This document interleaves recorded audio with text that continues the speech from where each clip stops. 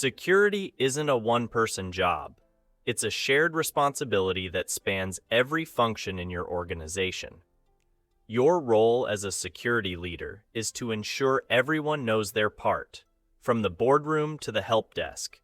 If roles are unclear or unassigned, gaps form, and attackers thrive on those gaps. In this lecture, you'll explore the key roles that make up a mature security program, understand their responsibilities, and learn how to build a culture of accountability and ownership. Let's unpack several roles. You need to ensure that executive leadership is fully engaged in the security program. Their role is to set the tone from the top, define the organization's risk appetite, approve policies, and fund security initiatives. Without their support, your security efforts will struggle for resources and relevance. As a security leader, your job is to translate risk into business language so that executives understand what's at stake and why their involvement matters. When executives lead by example, security becomes part of organizational culture. If you serve as or work with the CISO, understand that this role is responsible for the strategic leadership of the security program. The CISO defines policy direction, oversees governance, aligns security with business objectives, and reports to the board or CEO. You need to support the CISO by providing operational insights, metrics, and risk data that inform strategic decisions. If you're in this role, you're not just managing controls. You're shaping a secure future for the organization. Your IT and security operations teams are the technical backbone of your controls.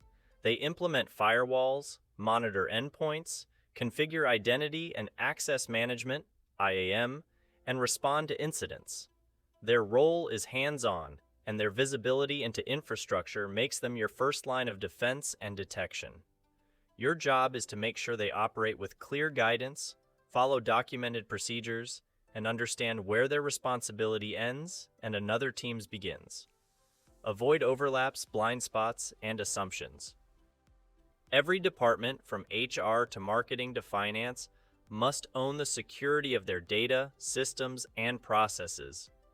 Business unit leaders are responsible for making sure their teams comply with policies and that risks within their scope are properly reported and addressed. You should work closely with these leaders to embed security into their workflows, provide training, and support decisions that balance operational needs with risk management. They don't need to be experts, but they do need to be accountable. As a security leader, you must clearly differentiate between data owners and data custodians. Data owners are responsible for classifying data, deciding who should access it, and approving use. Data custodians manage the day-to-day handling of data, backups, storage, permissions, and logging. You need to ensure these roles are defined and documented. Without them, sensitive data becomes unmanaged, misused, or left vulnerable to internal and external threats. End users often represent the largest attack surface in your organization. Their role is to follow security policies, report suspicious activity, and protect organizational assets in their daily work. They don't manage firewalls or write code, but their behavior can make or break your program.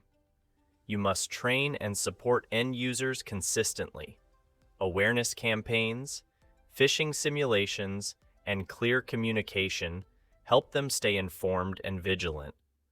Make it easy for them to do the right thing and hard to make mistakes.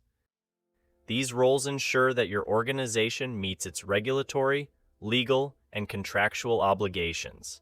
They conduct audits, interpret legislation, assess third-party risks, and validate that your security program meets industry standards. You should build strong relationships with these teams.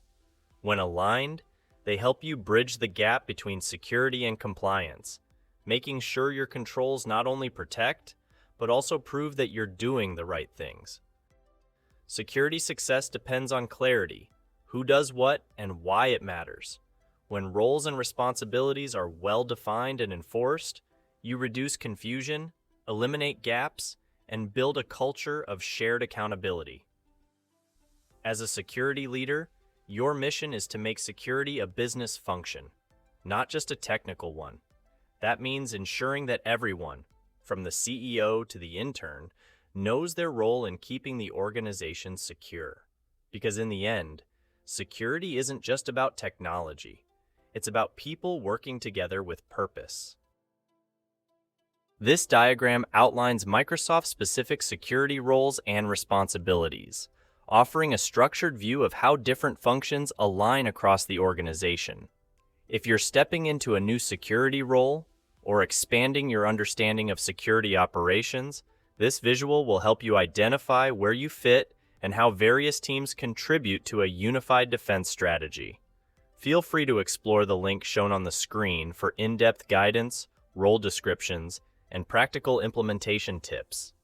It's a great starting point for aligning your security responsibilities with best practices from the Microsoft ecosystem.